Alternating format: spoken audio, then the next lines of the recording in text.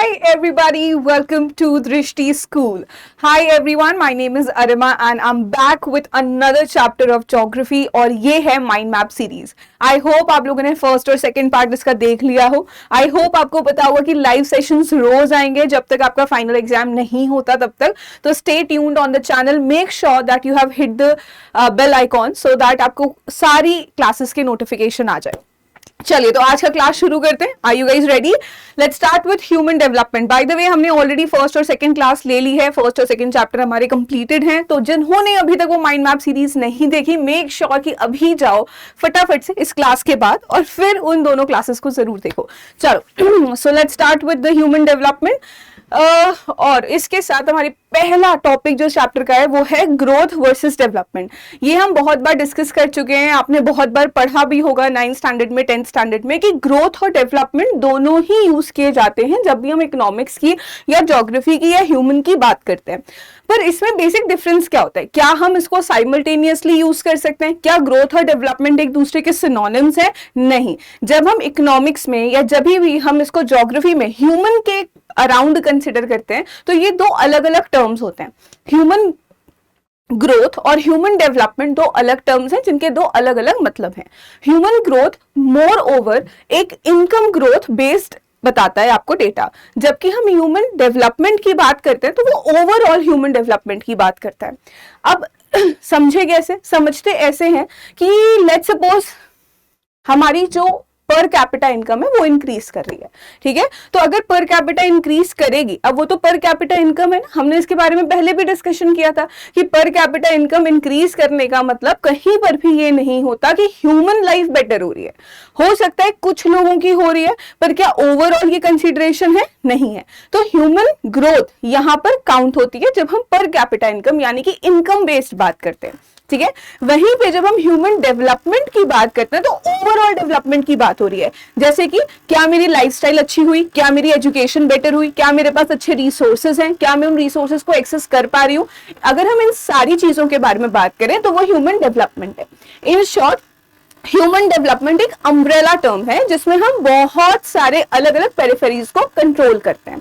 ठीक है, चलो एक बार देख लेते हैं इसमें भी क्या लिखा हुआ है. So human growth versus development. Growth is quantitative जिसको हम काउंट कर सकते हैं. काउंट कब कर सकते हैं? जब ये इनकम बेस्ड क्राइटेरिया होगा. ठीक है, ये टर्म हम बहुत बार इकोनॉमिक्स में भी पढ़ते हैं, तो जो बच्चों के पास इकोनॉमिक्स है उन्हें पता होगा कि ग्रोथ वर्सेस डेवलपमेंट में डिफरेंस क्या है. डेवलपमेंट इज क्वालिटेटिव, जहां पर हमारी अपॉर्चुनिटीज, वेलबींग और क्वालिटी ऑफ लाइफ के बारे में डिस्कशन होता है. ठीक है, now human development is the process of enlarging people's choices, leading a long and healthy life, being educated and enjoying a decent standard of living. As I already told you कि क्या मेरी lifestyle में difference आ रहा है, क्या मैं जो पहले सामान यूज करी थी उससे बेटर आज मेरे पास ऑप्शंस हैं. क्या ऑप्शंस होना is not human development. Option को एक्सेस करना is also a part of human development. क्या मेरे पास इतने पैसे हैं, क्या मेरे पास आसपास इतने ऑप्शंस हैं कि मैं उन ऑप्शंस को एक्सेस कर पा रही हूं या नहीं. So I hope this is clear. अब बात करते हैं कि हम यहाँ पर आपकी बुक में ना दो बहुत इंपॉर्टेंट नाम है साउथ ईस्ट एशियंस के. एक है डॉक्टर महबूब उल हक और दूसरे हैं प्रोफेसर अमर्त्य सेन. ठीक है, ये दोनों बहुत ही फेमस इकोनॉमिस्ट हैं जिन्होंने सबसे पहले यूनाइटेड नेशंस में ये बात के बारे में डिस्कशन शुरू किया था कि ह्यूमन ग्रोथ को इस तरीके से स्टैंडर्डाइज नहीं किया जा सकता कि हम ओवरऑल डेवलपमेंट की बात कर सकते हैं, मतलब उसको काउंट कर सकते हैं. और तब उन्होंने पहली बार ह्यूमन ग्रोथ के अलावा एक कॉन्सेप्ट पहली बार बताया यूनाइटेड नेशंस में कि इसके लिए हम क्या यूज कर सकते हैं, ह्यूमन डेवलपमेंट. ठीक है, आई होप दिस इज क्लियर.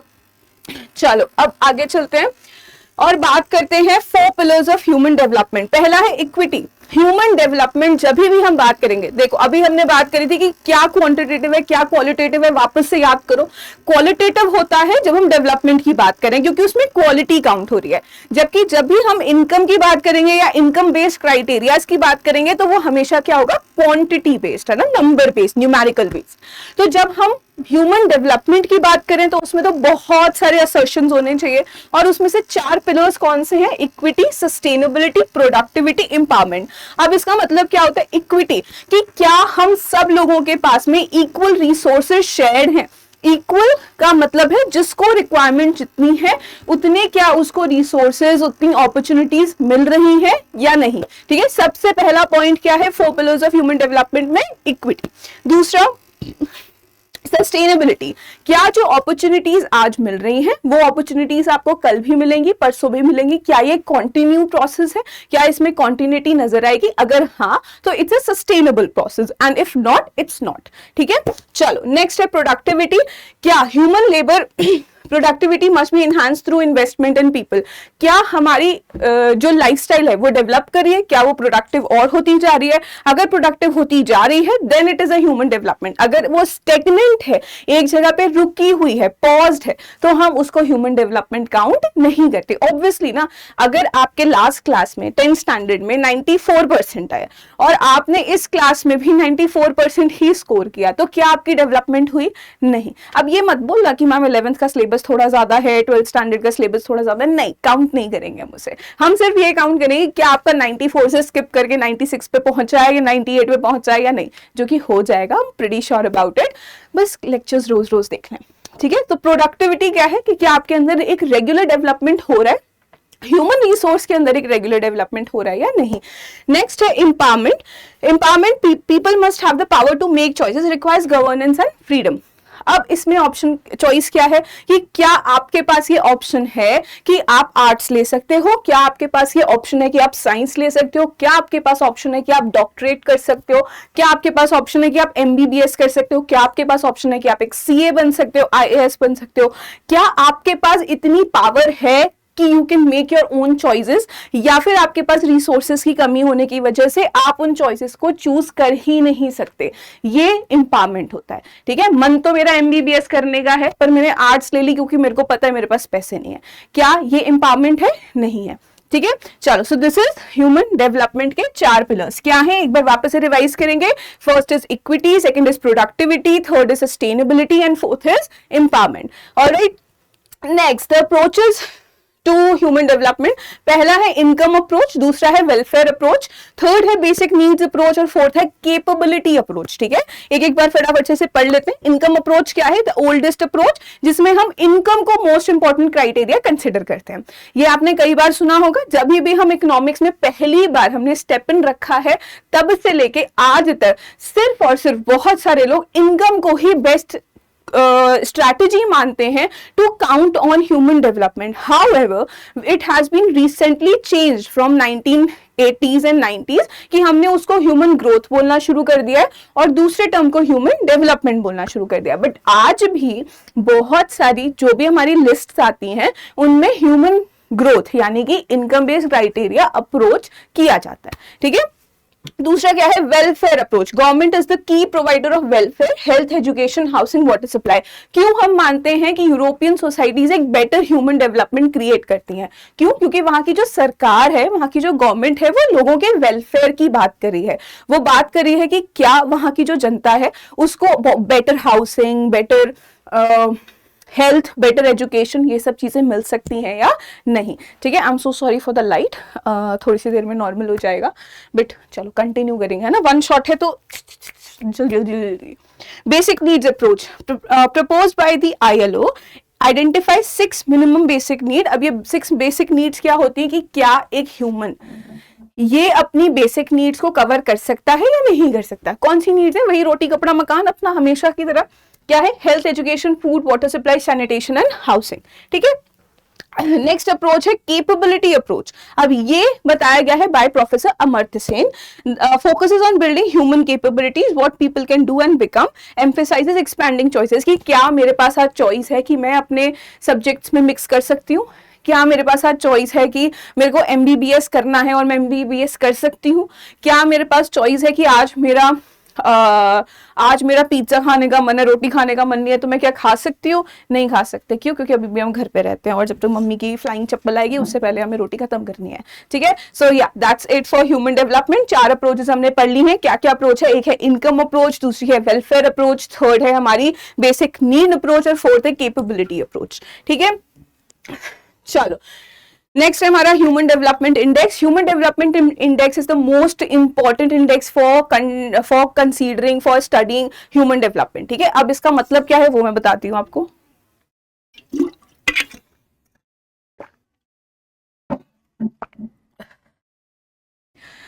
हाँ, तो ह्यूमन डेवलपमेंट इंडेक्स जो है वो यूएनडीपी यानी कि यूनाइटेड नेशंस डेवलपमेंट प्रोग्राम जो हिस्सा है यूनाइटेड नेशंस का, उनके थ्रू एक इंडेक्स निकलता है.